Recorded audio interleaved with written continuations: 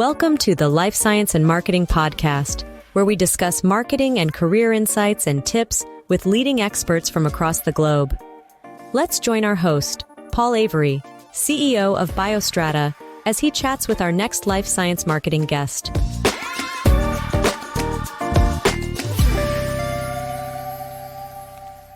So today on the podcast, we have Laura Haldane. Laura has a degree in psychology from Queen's University Belfast. She has worked in a number of sales and marketing roles before she co-founded SciLEADS in 2015, where she's currently VP of Sales and Marketing. She also sits on the board of SAMPS, which is a professional network for sales and marketing professionals in science. I've known Laura for quite a while now. She's very knowledgeable in a number of areas, and hopefully we'll dig deep into those during this podcast interview. Laura, thank you so much for joining me. Hi, Paul. Lovely to be here. Funny that you say we've known each other for a long time when we only actually finally got to meet in person because of COVID very recently. But Absolutely. Yeah, doesn't feel that way anyway. No, it's funny. With video, you sort of get to know people a little bit. But yeah, it was very nice to meet you in person there the other week, though, I have to say. So to kick us off, why don't you just tell us a bit about yourself? Tell us your story. How did you end up where you are today? Yeah, so as you said, I did my degree in psychology, so maybe not a typical guest in your show. I suspect a lot of people would have that really staunch scientific background. I do try to claim that psychology is a science degree, and my husband rolls his eyes because he's a physicist through and through and tells me that I can't possibly get away with saying that. But it is technically considered a science. So I mostly did that because at the time I just really wanted to do software sales. I wasn't actually, when I was growing up, I didn't want to be a life science person. I wanted to be a software salesperson, which is an odd thing to even want to be when you grow up, when you're a child, but that's what I wanted to be. I was somewhat obsessed with Richard Branson, very obsessed with Richard Branson. My dad got the autobiography when I was like pretty young. It was called Losing My Virginity, and my mom was like, "You can't get her that." And Dad was like, no, it's about losing his company, but it wasn't appropriate at all to give to whatever 12-year-old at the time. But I read it like completely through and through. I was obsessed with it, so that's always what I wanted to do.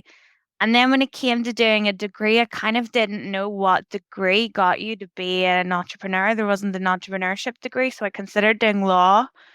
And then it just sounded so boring. No offense to any lawyers listening. So I decided I'll do psychology because it would be really interesting, and I could probably bluff a little bit in interviews from a sales point of view and a marketing point of view that, it lends itself to that. But actually it does. I mean, it does lend itself to that. But the other big thing that the psychology was great for was, even like my husband says, it's not a science, but it is. So we did do lab papers. We published, you had to learn about abstracts and conclusions. It really did sort of sow that the scientific seed.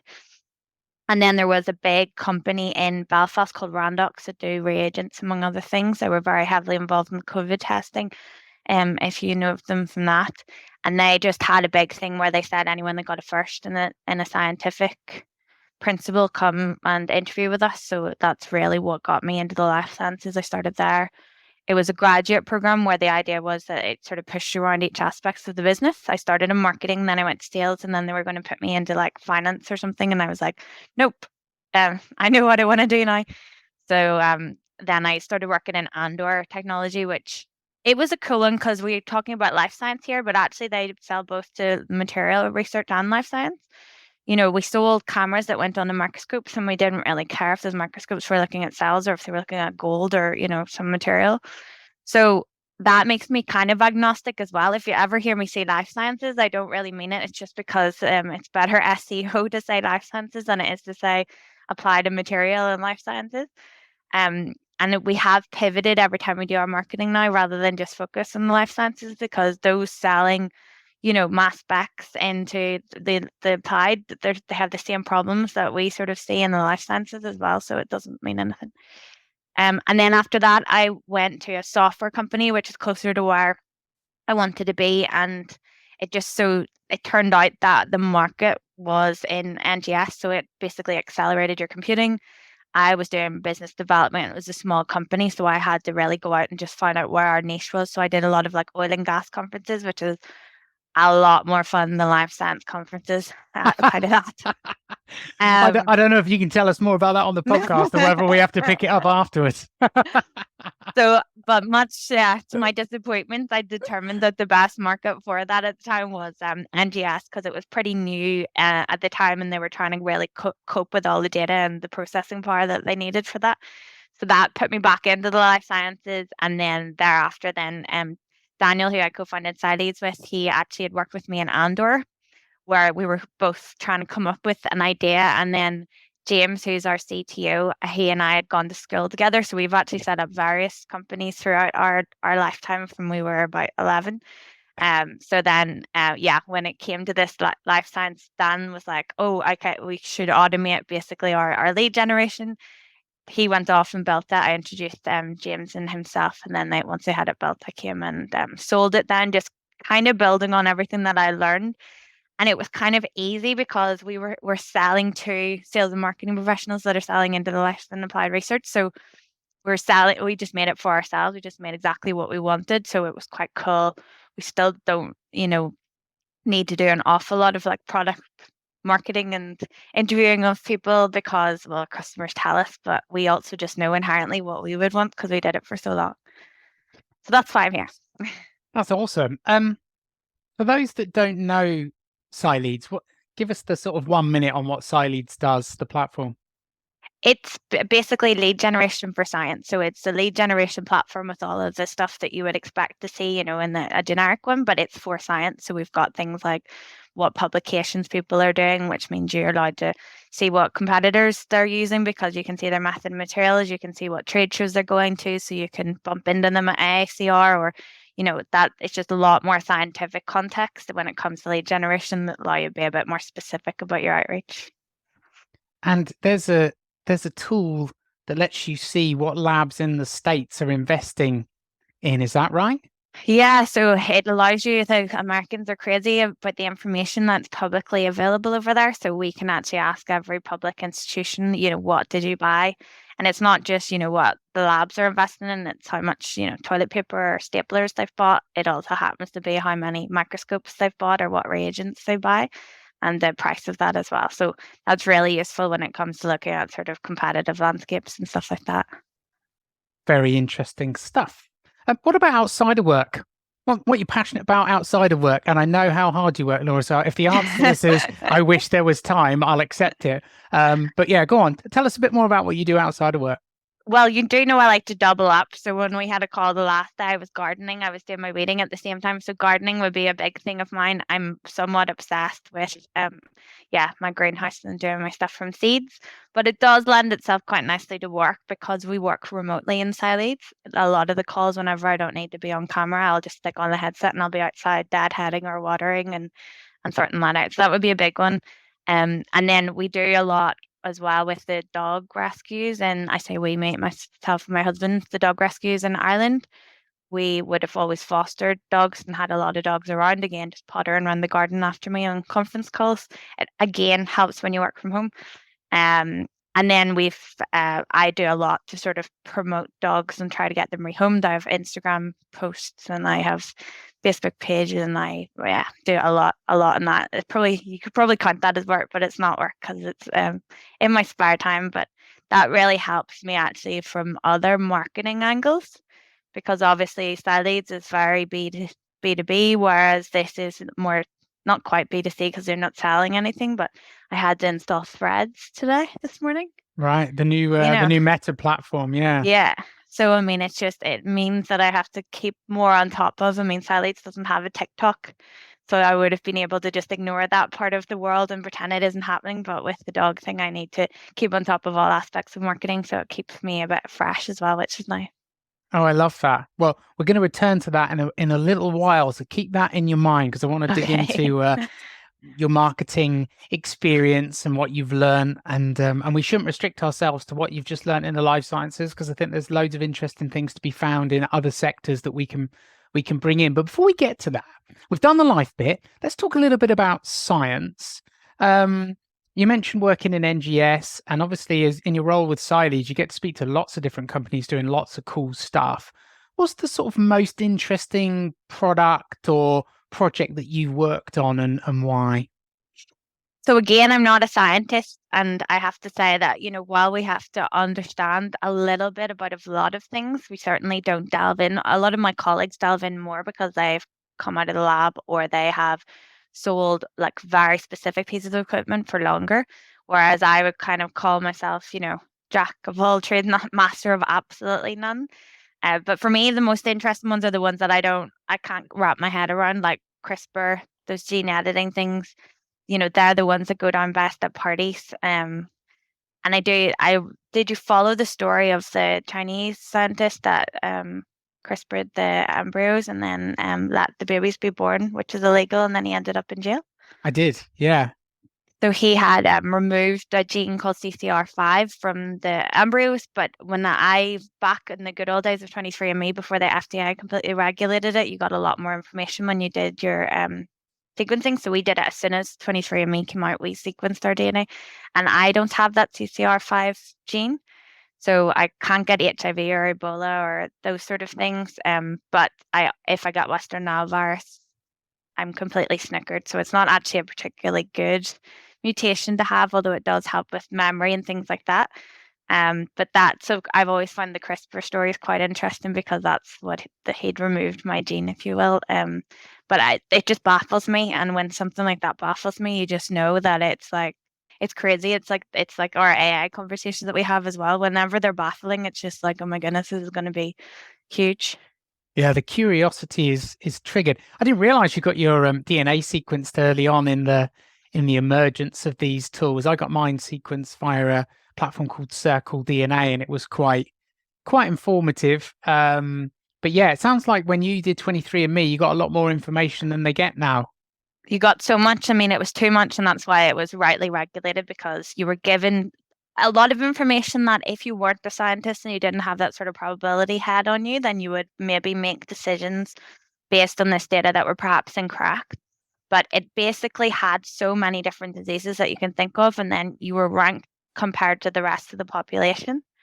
So like my top one was celiac, so I'm like something crazy, like 30 times more likely than the general population to have celiac disease. I understand that that's still like 0.0% likelihood, but if someone told you were 30 times more, there were people making decisions that based on this data that weren't really the correct ones for them. So that's why it was more heavily regulated. But it was really cool. I did it partly for the health thing, and then also I'm really into the sort of genealogy aspect as well. So I've sequenced like 4 times over because I want to be on each of the different platforms for all of the genealogy. And actually I had a family from Philadelphia staying with me last weekend who we met. I know who they are now because we've tracked the family tree, but we met purely on the DNA and were able to then make that match, and they were thrilled. And this is actually the second time they've been here and meeting all of their Irish relatives. So I love that as well. I mean, it's so funny that the science sort of, it seeps in, even like the gardening you say outside of work, but like the gardening, there's a scientific element to that in terms of like getting the soil quality correct. And, even we were making cider from the apples from the apple tree, and, we have pH meters and everything all around the place. It looks like a lab. So, I mean, it does creep into everything whenever you're doing it. But yeah, the sequencing really helps with the genealogy as well. I agree, but I also happen to know that you don't do things by halves, Laura, so it doesn't surprise me to hear how you've got involved in all of that. Let's talk about something else that you've got involved in a lot, which is marketing and sales over the last few years. Have really underpinned most of your career. So, what do you think is the hardest thing about sort of science marketing and sales for you? What's the biggest challenges we face? So it's funny because obviously right now my sales and marketing isn't to scientists, or well, ex-scientists often, and they're now more in the sales and marketing field. But certainly whenever I was selling and doing the marketing towards the scientists themselves, they're just so busy. And I know everyone is busy. But they are so busy. And there is a lot of pressure in the field, like a lot more than anyone would know unless they're in it, in terms of like getting research out and getting grants and how competitive it is. So trying to get in front of them can be more difficult just purely due to that sort of the busyness of them.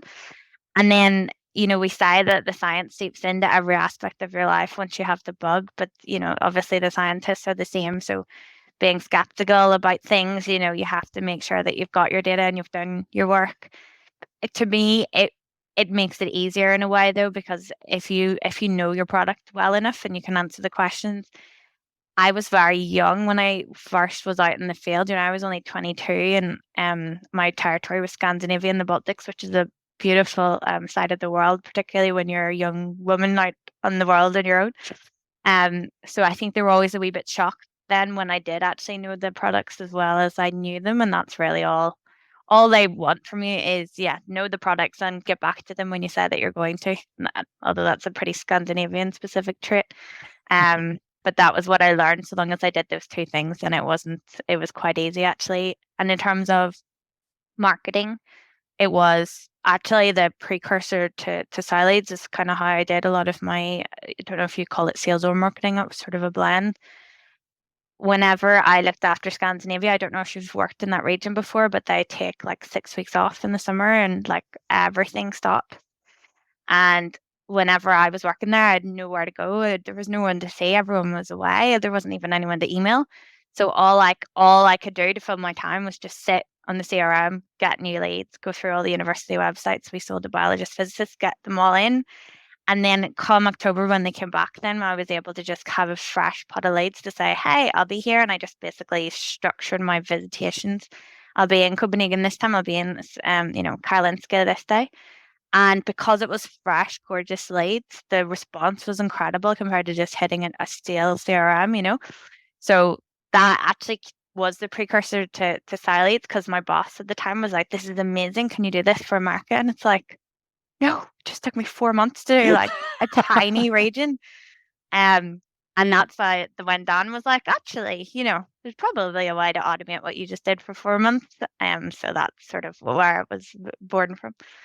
I love that. I love that when you get people who can see problems from a different angle, and if you mix them together, you can really come up with innovative solutions, right? Because if you hadn't seen that opportunity, you could almost say that there's an element of serendipity to having that 6 to 8 weeks off, right? That actually pushed you to go, okay, well, I'm going to do this. And then someone who comes from a more software automation driven side can then see the opportunity in what you're doing. So that's really cool. I also love. Made me a bit sad though, because I absolutely loved it. It was like, we now have a robotic vac or lawnmower in the garden, and I love it, but it makes me really sad because I really love to cut the grass. And that's the same. I really love those 6 to 8 weeks sitting there with my headphones in, doing my lead gen, making my CRM so clean. There's something lovely about that. But yeah, no, that it is more helpful to use SciLEADS. That's probably quite a good precursor to where we might be heading with AI and how we might feel if AI takes on a lot of the tasks that actually used to give us great satisfaction. Yeah, I know. And then it sort of is like, it feels like inefficient because you show me that uncrop tool. And it really does make me sad, because I really loved with the dogs, whenever I'm promoting them on Instagram, I need to square them, but quite often I'm getting portraits, so I have to build out the sides. That was sort of part of my magic, that I would go into Photoshop and build out these sides, these photos, and you just show me that uncrop tool that just goes bloop, and it's like, oh, okay, I'm no longer needed. It's a bit of a shame, isn't it? Because there's an element of creative expression and problem solving that's quite satisfying in that. Hopefully we'll see other things emerge that we can be creative with, or there'll be bits that AI just sucks at for quite a while and we'll be able to lean into those. I'm sure that will be the case. You talked a little bit about how hard it is to get in front of scientists and how busy they are. And we were together at SAMPS recently for the SAMPS European conference in Glasgow.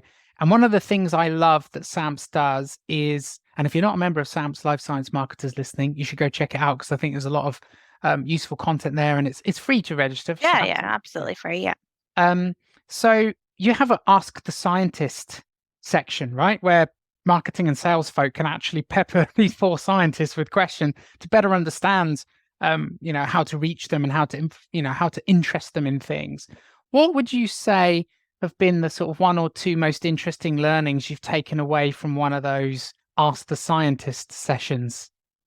Yeah, this is what actually really attracted my attention whenever I heard about SAMPS. So that was about like 2017, I think, in San Francisco. And this idea that they had these scientists just sitting there and you could just ask them all of the things that we used to sit around a table and debate, now you could just actually ask them. The big thing for me is that they actually preferred to speak to one another. So they didn't really necessarily want to speak to a salesperson about the product and what it was doing. They'd much prefer if they could find a fellow scientist and ask them about the product that they already had.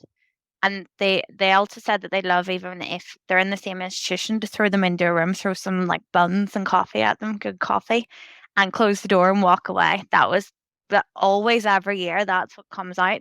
And it's always funny because then people are like, well, what do I do if I'm new to the market? And that is actually a really difficult one. And they concede that that's actually quite difficult to enter the market because you don't have those references, you don't have the publications, which is what they want to see. Mm. So that is an interesting one, and also that they want technical salespeople is typically what comes out of there as well. They don't need the tips and tricks to try and close a sale. They just want someone that they will go quite far actually themselves within the spec sheets and things like that to try and determine a question, get an answer. So if they actually go to the trouble of speaking to a person, they definitely want to make sure that they get the answer and the person's technical enough, or I suppose is able to field them to a technical specialist. So they're the big things that come up, and it's the same things every time. This year, Twitter came out top actually, which surprised me because we probably don't use it enough. But the academics are using it a lot to learn and to keep on top of things. So that was one big thing that I sort of realized we need to pivot and use. There's my I got threads this morning as well, just in case that becomes a big thing. I wanted to get my handle, you see, because my problem is if you don't get in at the beginning, you get a really terrible handle with like loads of like zeros and ones. Because with my Gmail, I had a beautiful one for my maiden name, and then I went and got married, and now I have a really terrible email address because I wasn't there. So obviously, before, like, as soon as my daughter was born, I got her proper Gmail without her, like, I'll stay on top of that for her. That's the least I can do.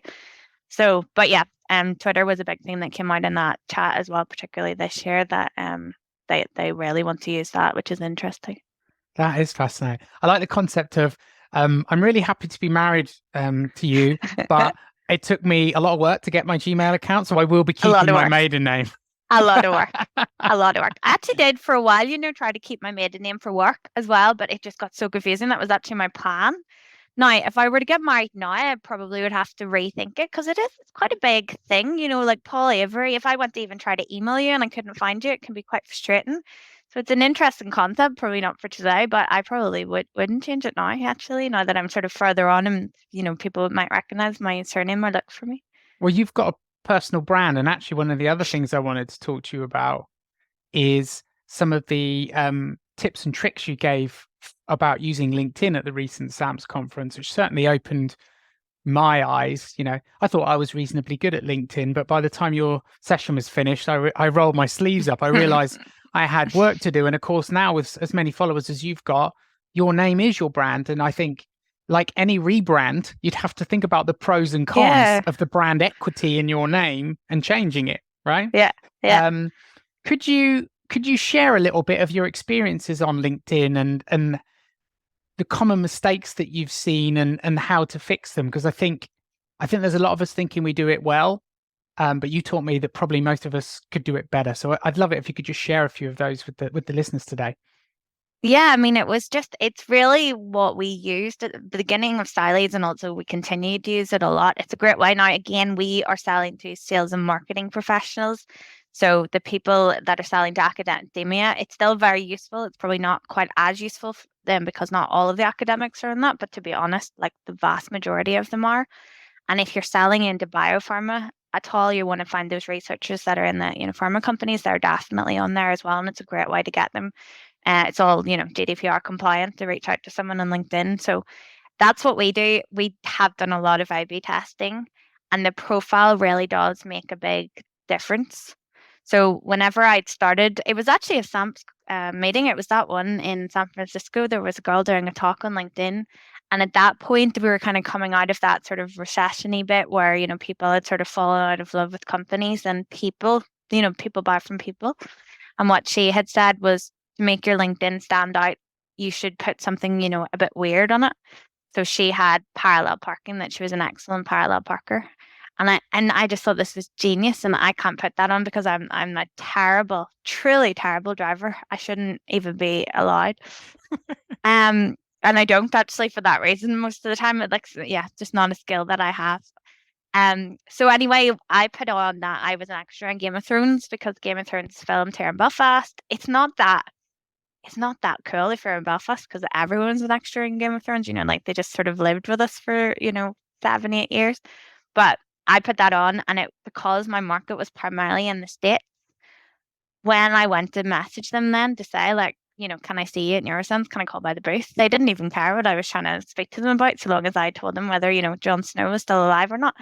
So that was huge for us. It also made us it makes you more of a person if you have that sort of detail on your LinkedIn, and it really increases your conversion in terms of acceptance. So if I add people on LinkedIn, about 65% of them will just accept me. Some of them will just not be using LinkedIn, and there's nothing you can do about that. And then some of them just won't accept people that they don't necessarily know. I have tried InMails, but they're just absolutely not, just don't work. Just don't even go there. Just don't even use them.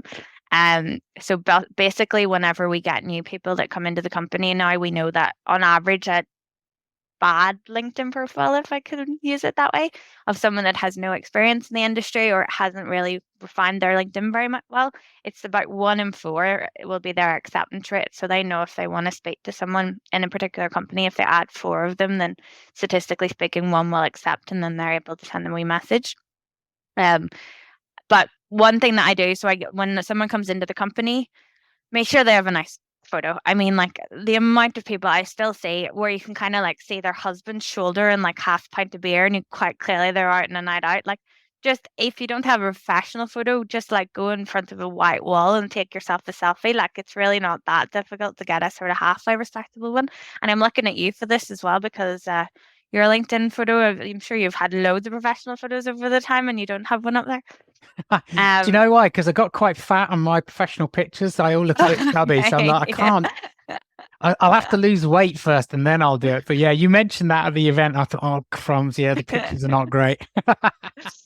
That would be a big one. That's your first one for sure. And then there's a tagline at the top that says, what you do. And if it's just boring, I sell stuff, people aren't even going to really be inclined to accept you.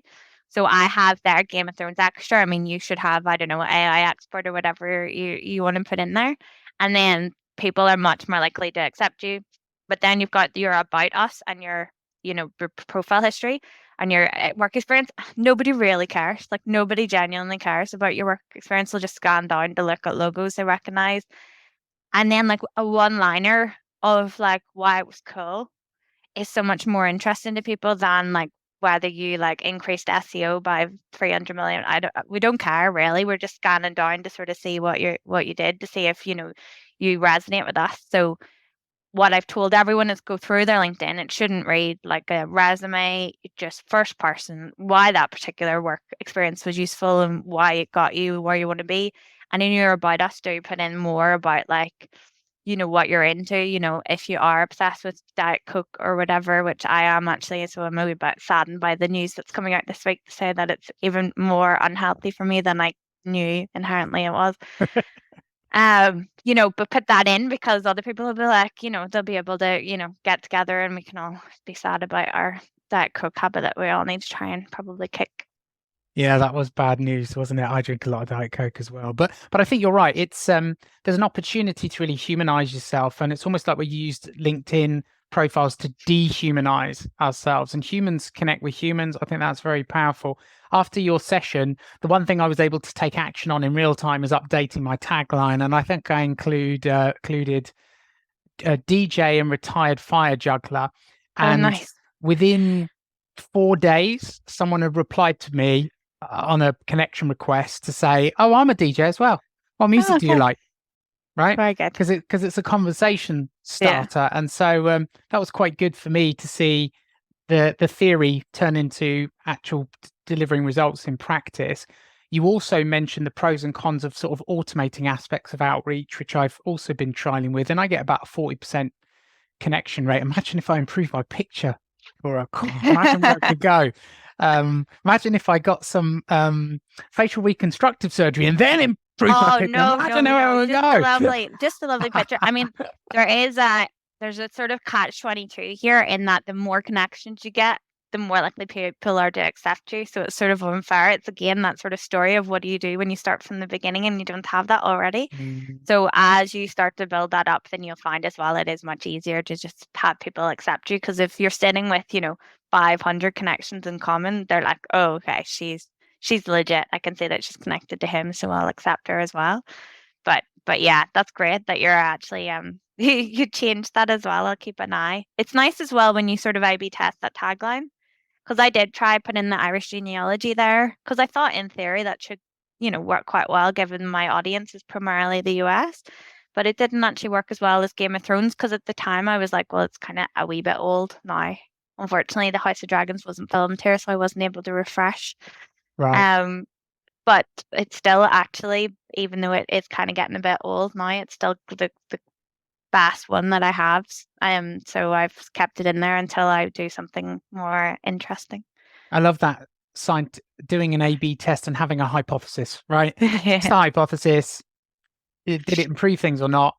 Come up with a new hypothesis and test something else. And Yeah. quite a lot of the people listening to the podcast will be marketers. I think there'll be some sales folk in there who obviously I think can see the benefit of growing their network and leveraging that as part of their sales outreach. But I think also most professional people should be looking at building their network. There's that old saying, your net worth is your network. I'm not sure if that's entirely true, but there's something to it.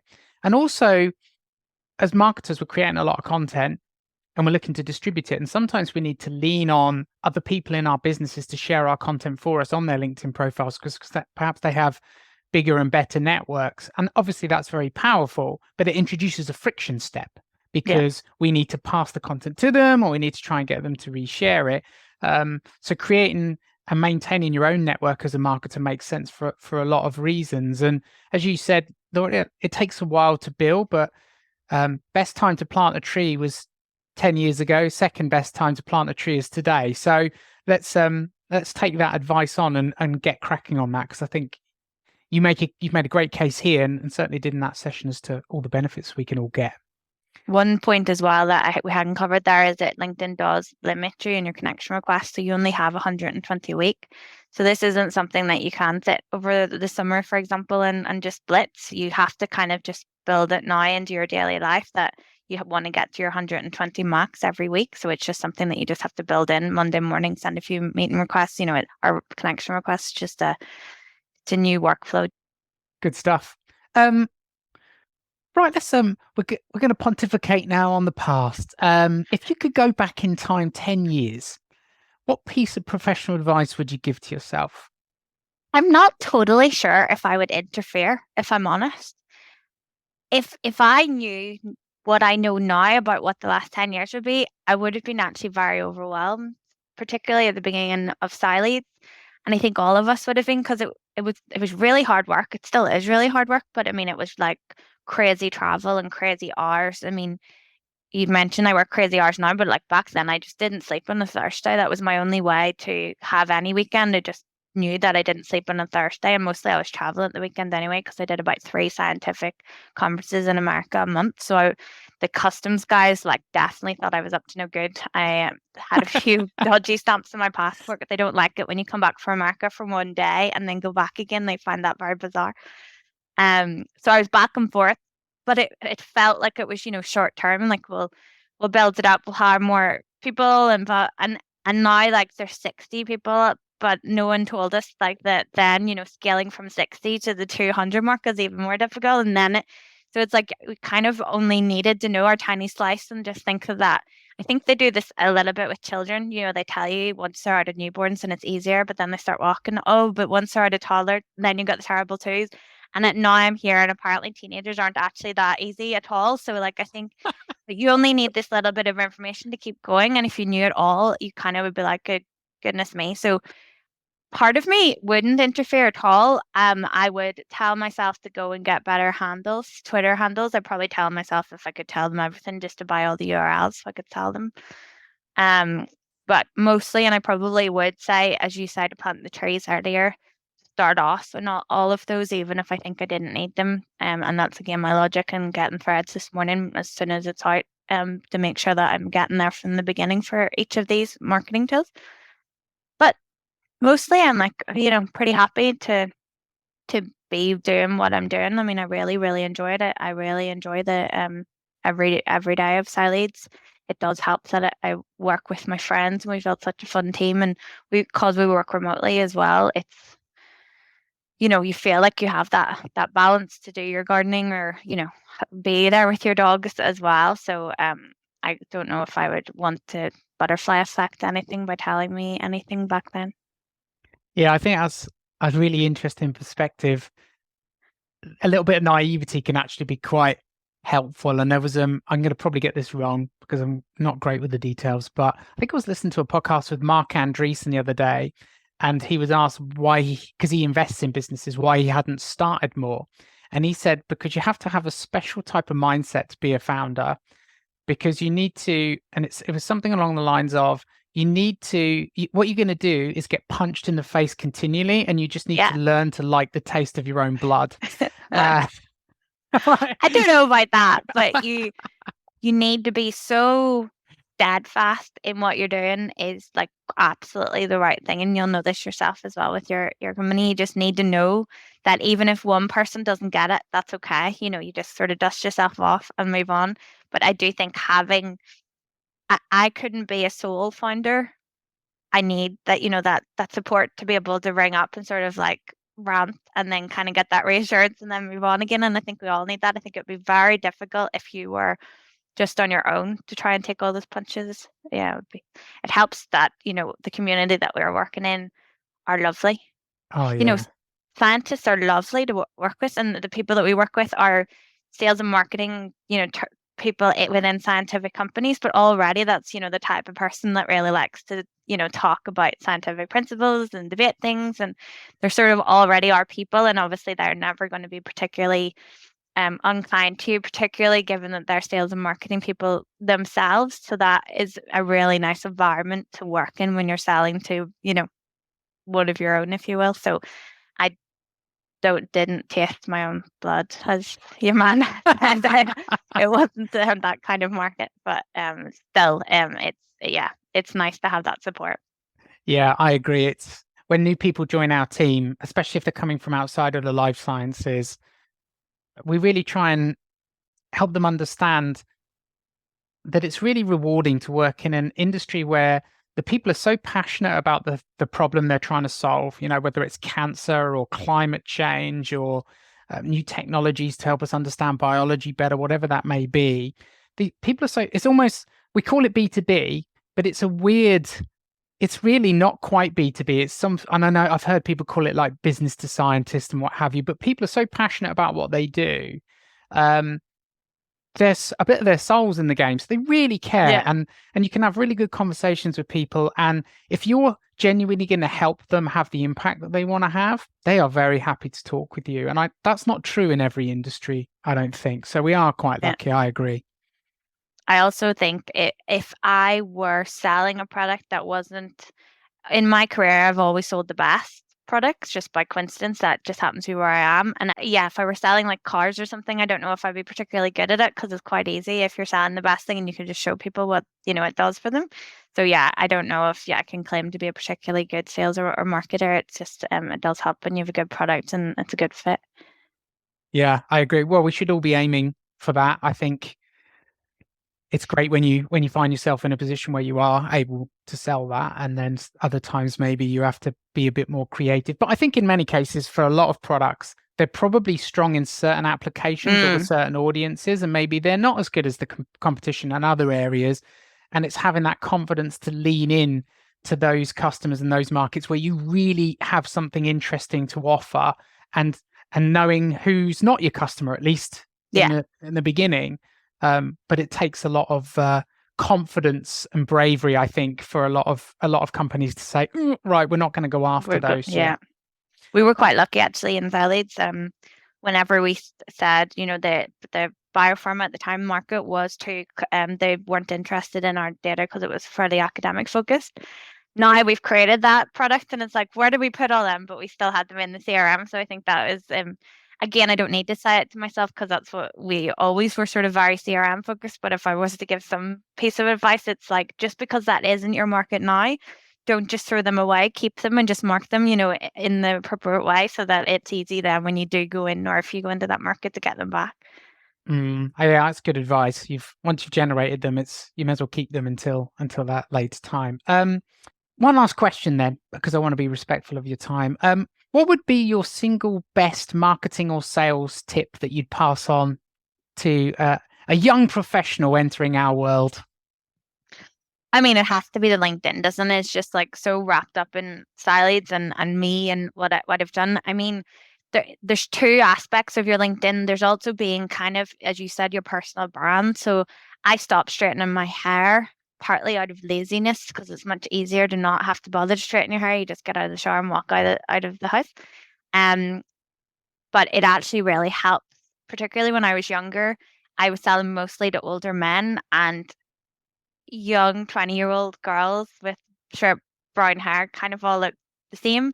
I remember being at a conference in London and I spoke to this guy for ages, and the next day I put my hair up and I think I'd taken my contacts out because they were annoying my eyes. And he had no idea how I was the next day because I had my hair up and glasses on. And I think this will apply to a lot of people, but you kind of need to stay consistent a little bit. And I have learned this. So now, again, it's laziness partly on my part, but you'll see me if I'm at conferences, I tend to be wearing very similar clothes. My hair will be in the same way. And it means then that if my LinkedIn profile is the right photo for me and it looks like me as well, there's no point. We talked about having nice photos, but if it's too nice, people won't recognize me either. So I have to make it look a wee bit realistic.